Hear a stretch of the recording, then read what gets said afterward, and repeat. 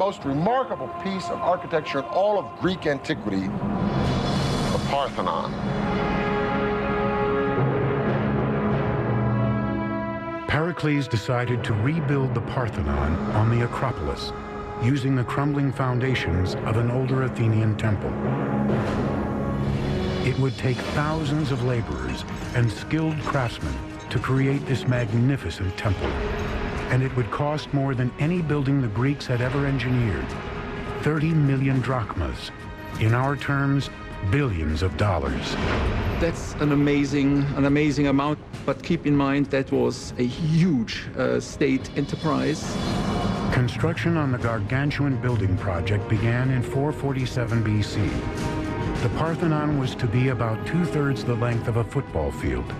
Its outer dimensions, 228 feet long by 101 feet wide.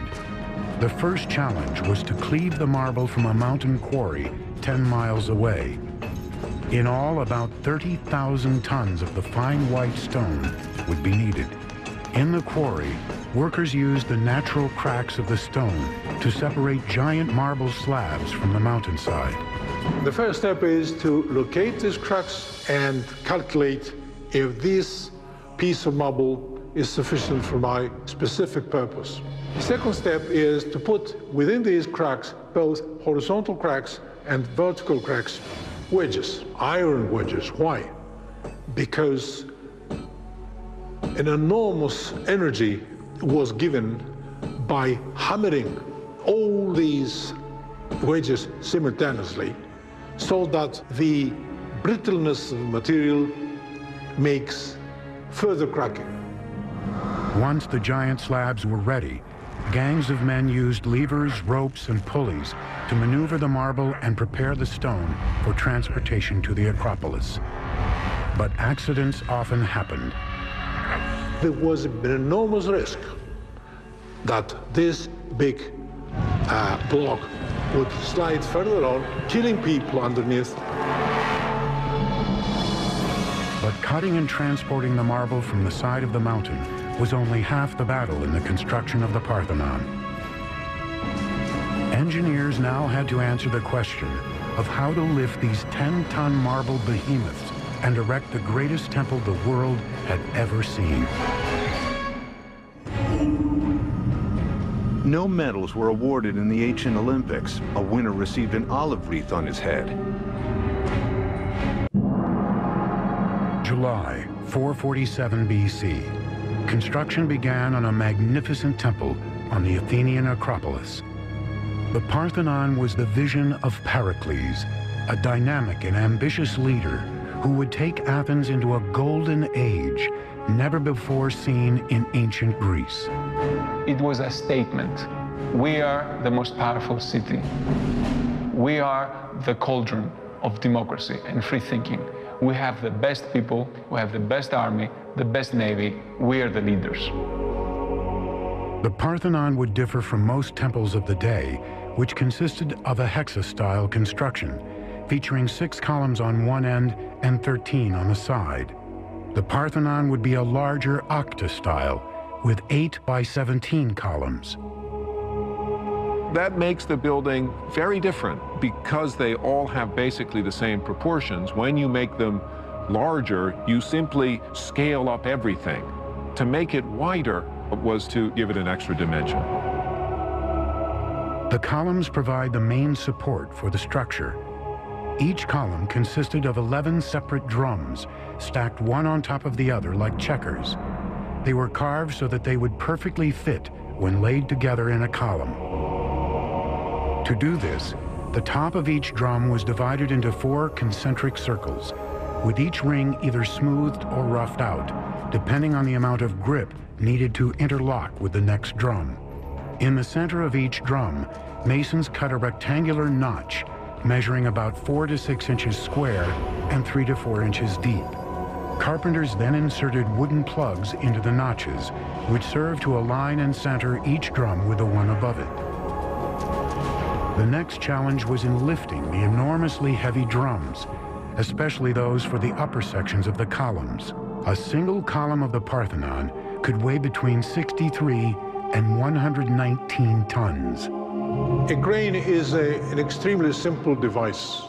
You have just a boom, and then you have a series of pulleys, which, as we know, just give you the possibility of taking up a weight of, say, 10 tons by pulling down only 100 kilos. Engineers attach the stone to the crane in one of several ways. The method most often used was to tie the end of the rope to the top part of a metal S-hook, fasten shorter ropes to the bottom of the hook, and then loop these around small protruding knobs called bosses that had been left uncut from the marble for this very purpose. Typically, 4 bosses would be left surrounding the drum or stone block, evenly distributing the force needed to hoist the object. The walls enclosing interior spaces had to be laid down with extreme precision, since the builders did not use mortar. To hold the ends of each block together, builders hollowed out the ends in a double T design. Then iron rods were inserted to clamp them together. After the columns and blocks were put in place, the bosses used to lift them were chipped off and smoothed over.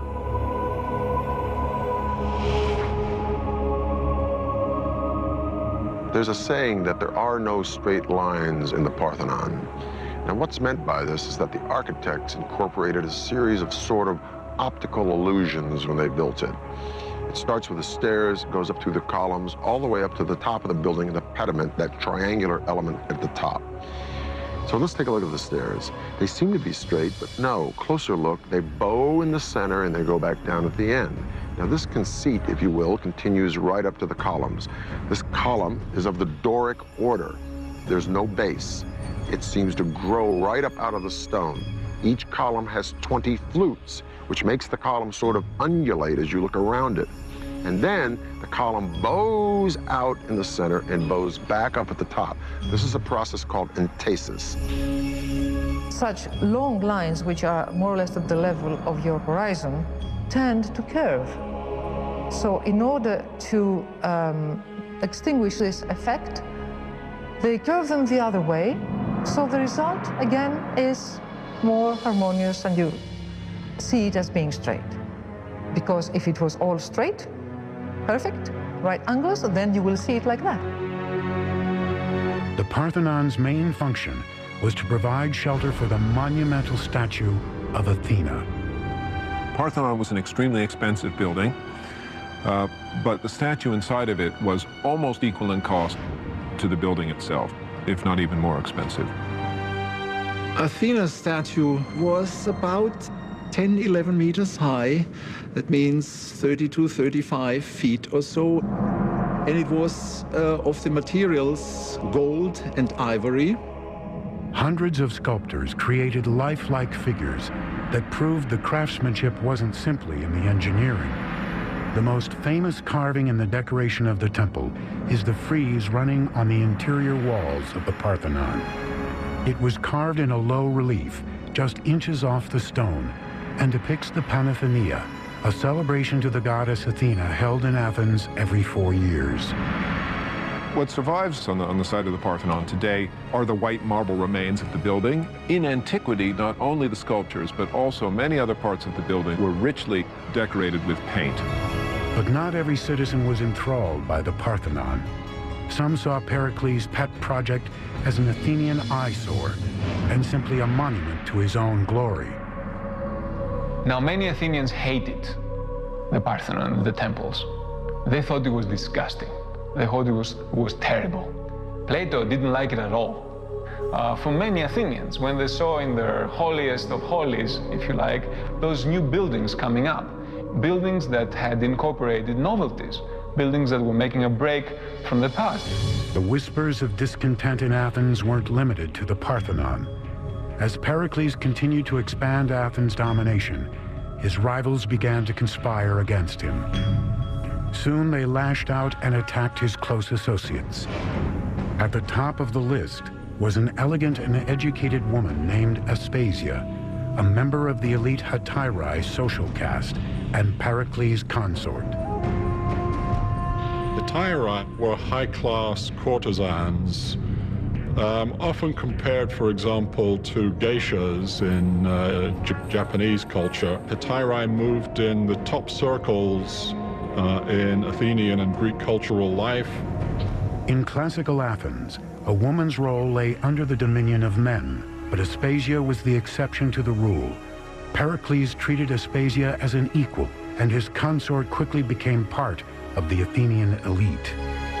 But they became a well-known couple, and to the sort of astonishment and some scandal of the Athenian people, Pericles was even to be seen actually kissing Aspasia publicly.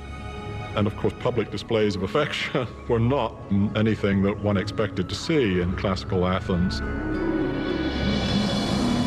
By 432, after nearly 15 years of construction, the Parthenon was completed. This temple to Athena did just what Pericles wanted. It advertised the power of Athens to the world. Ironically, the supremacy the Parthenon symbolized was already waning, and Athens' longtime enemy Sparta was on the rise.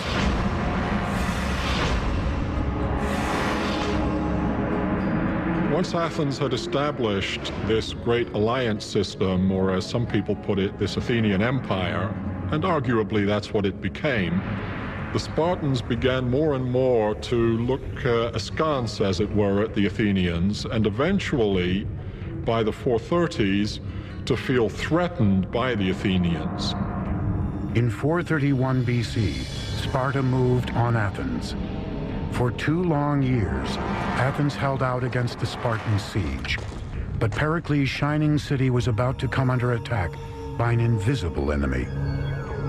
After a couple of years, because of the overcrowding in the city of Athens, disease that seems to have come originally from the Near East attacked the Athenian people. It's known as the Great Athenian Plague. Large numbers of Athenians died in this plague. Pericles, now in his early 60s, survived the plague, but was physically weakened and bore the brunt of the blame for the city's misfortune. In 429, with plague and war overshadowing his beloved city, Pericles died.